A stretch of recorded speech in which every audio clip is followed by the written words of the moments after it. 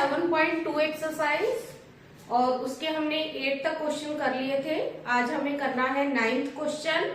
9th question में आपको क्या दिया हुआ है, find the coordinates of the points. हमें पॉइंट्स के कोऑर्डिनेट्स फाइंड करने हैं विच divides the line segment joining the points. एक लाइन सेगमेंट है जिसके जॉइनिंग पॉइंट आपको दिए, ए की वैल्यू दी है -2 और 2, बी के कोऑर्डिनेट्स दिए हैं 2 और 8। अब इसमें क्या बोला है, इनटू 4 इक्वल पार्ट्स। हमें उस पॉइंट्स के, उन पॉइंट्स के कोऑर्डिनेट्स फाइंड करने हैं जो इस लाइन सेगमेंट को 4 इक्वल पार्ट्स में डिवाइड कर रहे हैं। 4 इक्वल पार्ट्स मैंने एक क्वेश्चन आपको स्टार्टिंग में कराया था, ट्राइसेक्शन। ट्राइसेक्शन में क्या था, 3 इक्वल पार्ट्स। अब इसमें क्या बोल दिया उसने, 4 इक्वल पार्ट्स।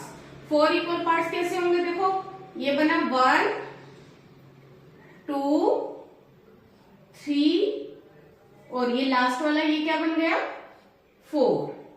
तो ये 4 इक्वल पार्ट्स हो गए, 1 2 3 4।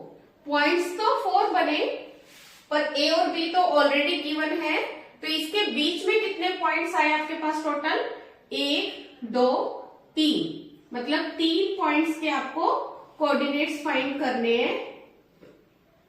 अब इनका रेशो कैसे फाइंड करोगे, इसने कहा 4 इक्वल पार्ट्स, मतलब ये चारों पार्ट्स जो है जो इक्वल है। तो अगर आप इसको, इसका जो पार्ट है वो 1 1 1 1 सभी आपस में इक्वल है, तो P का रेशो कितना होगा, P से पहले कितने पार्ट है 1, P के बाद कितने पार्ट है 3।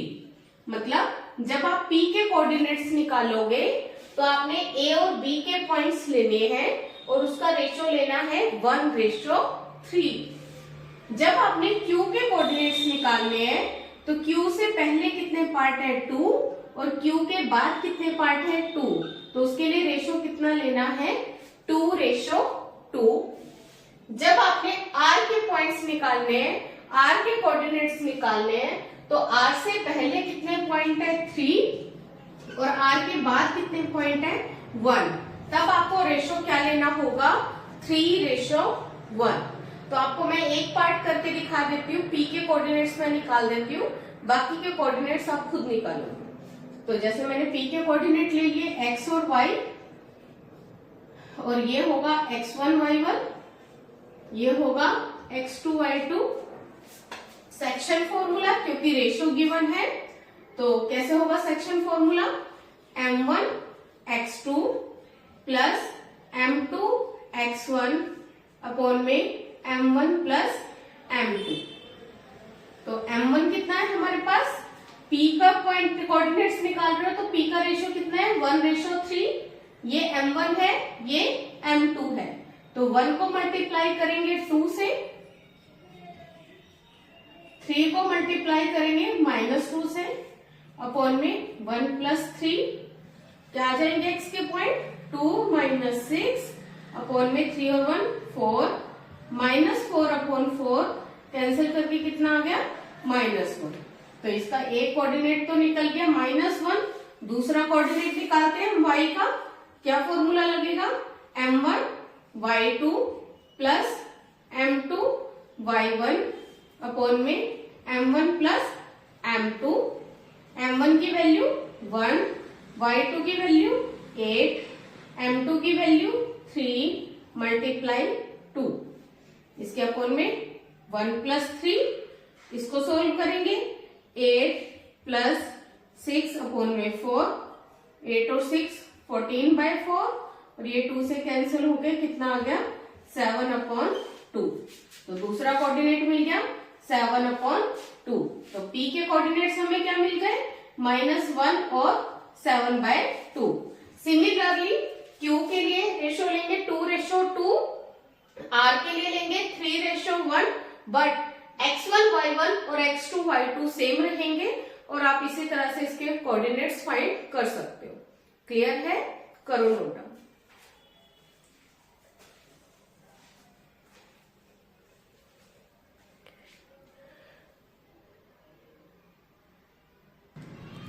इस एक्सरसाइज का लास्ट और 10th क्वेश्चन इसमें आपको क्या दिया है, find the area of the rhombus. आपको रोम्बस का एरिया फाइंड करना है।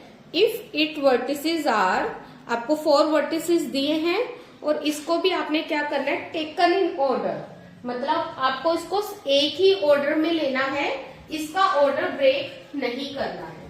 तो सबसे पहले आपको रोम्बस का पता होना चाहिए। रोम्बस क्या होता है, जिसकी 4 साइड्स क्या होती है, इक्वल। तो इसमें हमने क्या करना है, एक ही ऑर्डर का मतलब ये है कि अगर पहला पॉइंट आपने इसको लिया, सेकंड ये रहेगा, थर्ड और फोर्थ। ऑर्डर ब्रेक नहीं करना, मतलब आप फर्स्ट के बाद थर्ड को नहीं ले सकते, फर्स्ट के बाद सेकंड पॉइंट ही रहेगा सीरीज में, ए बी सी डी। और इससे पहले आपको ये पता होना चाहिए कि हम रोम्बस का एरिया कैसे फाइंड कर सकते हैं।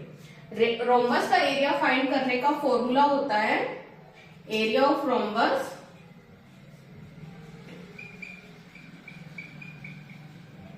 One upon 2 first diagonal into second diagonal. अब फर्स्ट डायगोनल और सेकेंड डायगोनल कैसे निकालें, डायगोनल क्या होते हैं, AC इस तरह से और BD। डायगोनल निकालने के लिए देखो, अगर आप ये चैप्टर कर चुके हो तो आपका हर तरफ माइंड जाना चाहिए कि हम उसको कैसे सोल्व कर सकते हैं, कैसे उसका डायगोनल फाइंड कर सकते हैं। अब ये नहीं है कि अगर ये सेक्शन फॉर्मूले की एक्सरसाइज है तो सेक्शन फॉर्मूला ही होगा, एग्जाम में तो आपके पास मेंशन नहीं होगा कि सेक्शन फॉर्मूला है, ये डिस्टेंस फॉर्मूला है।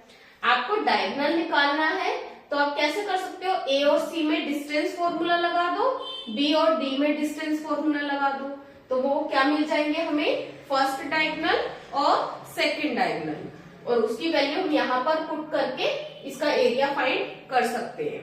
तो पहले मैं A और C के पॉइंट ले रही हूँ और उसकी वैल्यू फाइंड कर रही हूँ। A के पॉइंट क्या है 30, C के पॉइंट -14। तो अगर हम इसमें डिस्टेंस फॉर्मूला लगाते हैं, क्या था फॉर्मूला, x2 माइनस x1 का whole square plus y2 minus y1 का होल स्क्वायर। x2 की वैल्यू, इसको x1 y1 ले लो, इसको x2 y2 ले लो। x2 कितना है, -1 -3 का होल स्क्वायर, 4 -0 का स्क्वायर। बहुत इजी है, सिर्फ आपको हल्का सा ध्यान देना है कि किस क्वेश्चन में क्या पुट करना है, क्या फाइंड करना है। -4 का स्क्वायर 16 कितना आ गया आपके पास, 32 को भी अगर हम सोल्व करें, क्या लिख सकते हैं हम, 2 2 जा 4, 2 जा 8, 2 जा 16, 2 जा 32। कैसे होगा कि अगर रूट के अंदर कोई भी डिजिट 2 टाइम है तो रूट से बाहर आके हम सिंगल टाइम लिखते हैं, तो 2 2 जा 4 √2 आ गया। अब इसी तरह हम BD निकालते हैं, B और D में डिस्टेंस फॉर्मूला लगाकर। B के पॉइंट क्या है आपके पास, 4 और 5, D के पॉइंट -2 -1, तो लगा दो फॉर्मूला, x2 माइनस x1 का whole square plus y2 minus y1 का होल स्क्वायर, -6 का स्क्वायर -6 का स्क्वायर, कितना आ गया, 36 प्लस 36 72। 72 को हम क्या लिख सकते हैं, 6 6 जा 36, 2 जा 72, ये आ गया 6√2। अब मेरे पास फर्स्ट डायगोनल भी है और सेकंड डायगोनल भी है, तो मुझे सिर्फ फॉर्मूले में पुट करना है। तो क्या आ जाएगा हमारे पास, देखो 1/2, फर्स्ट डायगोनल कितना है 4√2, सेकंड डायगोनल 6√2। इसको सोल्व करेंगे, 2 3 जा 6, 3 4 जा 12, और √2 को √2 से मल्टीप्लाई करेंगे 2, कितना आ गया 24 स्क्वायर यूनिट। क्योंकि जो एरिया होता है वो हमेशा किसमें होता है, स्क्वायर में। क्लियर है, बहुत इजी क्वेश्चन था, सिर्फ आपको इसका पता होना चाहिए कि हम रोम्बस का एरिया कैसे फाइंड कर सकते हैं। उसके लिए हमें क्या चाहिए, फर्स्ट डायगोनल और सेकंड डायगोनल, और वो हम कैसे फाइंड करेंगे, डिस्टेंस फॉर्मूला से। दोनों को डिस्टेंस फॉर्मूला से हमने फाइंड किया डायगोनल्स को, और बस फॉर्मूले में उसकी वैल्यू पुट कर दी, सोल्व करने के बाद उसका आंसर आ गया। क्लियर है? करो note down. Please like, share and subscribe. Thank you.